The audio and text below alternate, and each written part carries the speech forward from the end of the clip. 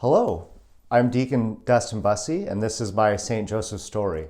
Now, I don't exactly have a particular story to talk about in terms of how he's interceded in my life in a miraculous way, in a special way, like we've had some of our speakers share. But for me, it's more of a story of my devotion to St. Joseph and just how special this time of preparation for consecration has become for me.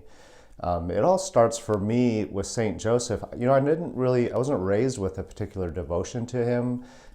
It was always Mary, as praying the rosary, and if it had, it was Jesus and Mary. And so Joseph always kind of took a back seat in my life, which I think can be the case for many of us. But that changed for me. 2 years ago, I was on a silent retreat, which is a retreat that all seminarians are required to do in our formation. And we spend a week of silence in prayer and reflection. So I was at this retreat center and getting prepared to enter into this week-long prayer. I was walking around the grounds and I came across this really beautiful statue of St. Joseph.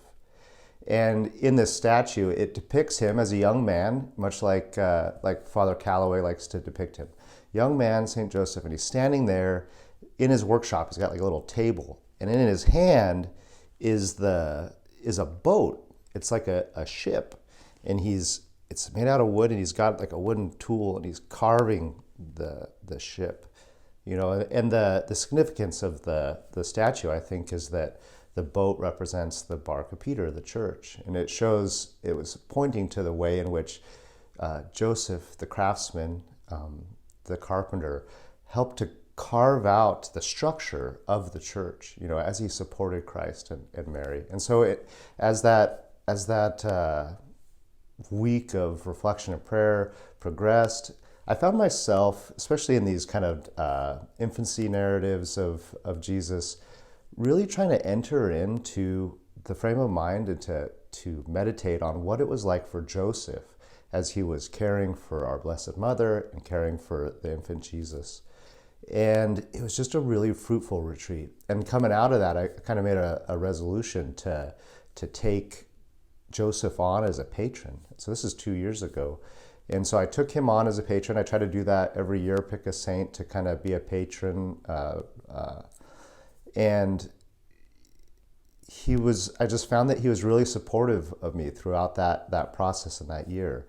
And of course, the years since, I've really seen it as this kind of preparation for where we are now.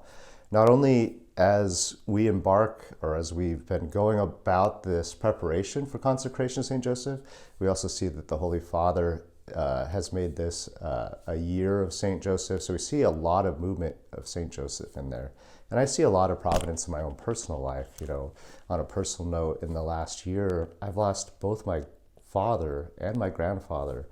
So I see in a lot of ways the Lord's providence in giving me his father as a spiritual father to help to comfort me and to help to be a role model and someone that I can look to for support in this time when I've had my own father pass away, and then also my grandfather. And so I just really embrace St. Joseph in this time, in this preparation. I look to him now more than ever as an intercessor, someone who can welcome and comfort, pray God, my father and my grandfather in heaven, and know that I just have this strong support, this strong paternal support in heaven with St. Joseph. And I'm just really happy to be doing this, and I hope all of you share in that joy.